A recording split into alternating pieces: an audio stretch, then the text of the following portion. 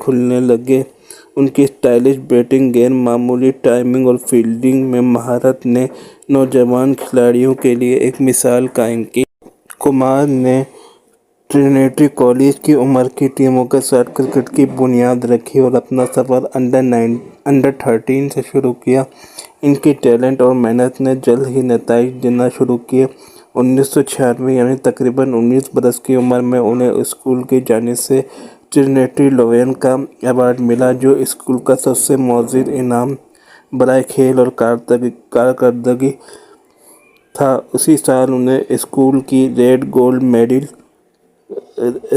Medal بھی ملا، جو ان کی شاندار صلاحیتوں، تعلیم پلس کھیل پلس نظم و ضبط کا اعتراف تھا۔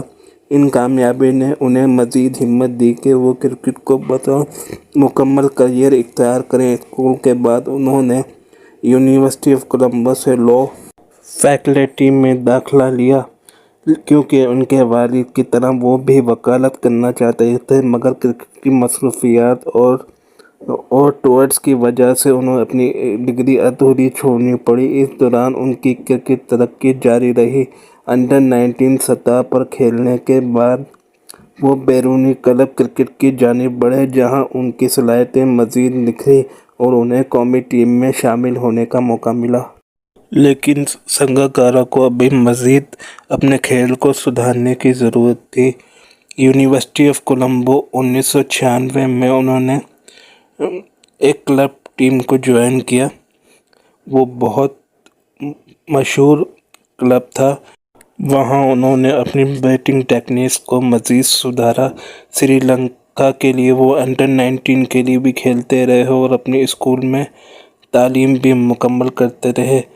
فروری 1997 میں انہیں انڈر 19 ٹیسٹ کھیلنے کا موقع ملا۔ انڈین انڈر 19 کے خلاف انہوں نے پہلے میچ میں وکٹ کیپنگ تو نہیں کی، لیکن دوسرے میچ میں وہ 96 رن بنا کر آؤٹ ہو گئے۔ اسی دورے پر انہیں سری لنکا انڈر 19 کی طرف سے انڈین انڈر 19 کے خلاف 3 ون ڈے میچ کھیلنے کا بھی موقع ملا۔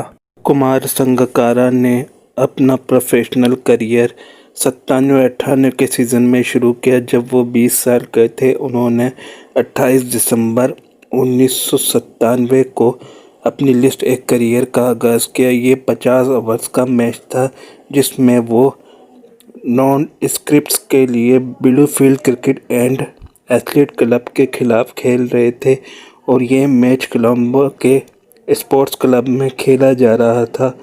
یہ